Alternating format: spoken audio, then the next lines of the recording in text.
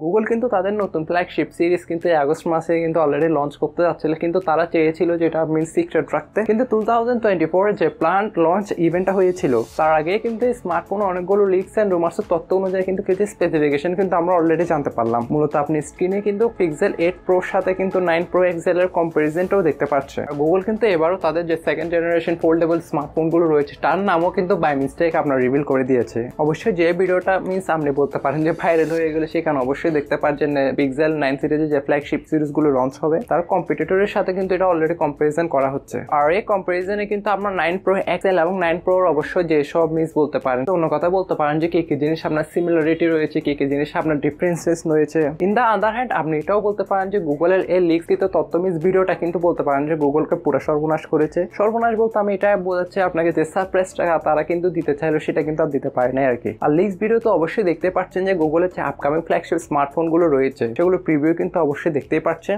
Google কিন্তু তাদের ডিজাইনে ডে বাই ডে যে ইমপ্রুভমেন্ট আনতেছে সেটা কিন্তু আমাদের অবশ্যই বলা বাহুল্য রাখে না। আমি যদি লাস্ট ইয়ার লঞ্চ হওয়া আপনার 8 প্রোর কথা বলি তাহলে সেখানে আমরা কিন্তু মাইনর মিস মেজর আপনার টুকটাক কিছু মিস চেঞ্জেস শুধু খেয়াল করেছিলাম, বাট পিক্সেল 9 প্রো এক্সেল এর ক্ষেত্রে সম্পূর্ণ উল্টা। এখানে কিন্তু অনেক কিছুরই মিস আপনি ডিফারেন্ট বা আপডেট দেখতে পাবেন। বাট এত কিছু চেঞ্জ হওয়ার পরও কিন্তু স্মার্টফোন দুটোটা কিন্তু আপনি এক কথা বলতে পারেন যে সিমিলার সাইজের। আর আদারওয়াইজ যদি স্মার্টফোন গুলো সম্পূর্ণ রিভিউ দেখতে চান লঞ্চ হওয়ার পর তাহলে অবশ্যই stay connected to our channel, কারণ স্মার্টফোনগুলো যখন লঞ্চ হবে তখন অবশ্যই স্মার্টফোনগুলো আনবক্সিং এবং ফার্স্ট ইমপ্রেশন বলুন অথবা ডেপথ রিভিউ বলুন সবকিছু নিয়ে আস্তে আস্তে হাজির হবো। তাই ভিডিওগুলো যদি মিস দিতে না চান আমাদের OTP miss online take pro Bangla এই চ্যানেলটি সাবস্ক্রাইব করে পাশে থাকা বেল আইকনটি অল করে আর ভিডিওটি একটা লাইক দিয়ে অবশ্যই আমাদের পাশেই থাকবেন। Back to the video. যেহেতু স্মার্টফোনটি সাইজ আপনি সিমিলারই বলতে পারেন আগের মতনই, তাই এর স্ক্রিন সাইজও কিন্তু আপনি 6.7 ইঞ্চি মাপের পেয়ে যাবেন। তবে থিকনেসের তুলনায় কিন্তু আপনি 9 প্রো এক্সেলটা মিস যেটা গুগলের আপকামিং যে ফ্ল্যাগশিপ স্মার্টফোনটা রয়েছে আর কি, সেটা কিন্তু প্রিভিয়াসলি লঞ্চ হওয়া আপনার 8 প্রো থেকে মিস দেখতে পাচ্ছেন এই ফ্রেমটা কিন্তু একটু থিন দেখতে পারবেন। তার মানে একটা আন্দাজ আমরা করতে পারছি যে স্মার্টফোনটি কিন্তু ব্যাটারিটা বিক হতে পারে আর কি। তার সাথে স্মার্টফোন যে পোর্টস এন্ড বাটন গুলো রয়েছে সেখানেও আপডেট দেখতে পারবেন। তার ক্যামেরা যে মডিউলটা রয়েছে সেখানে অবশ্যই আপগ্রেডটা অবশ্যই দেখতে পাচ্ছেন, কারণ এবার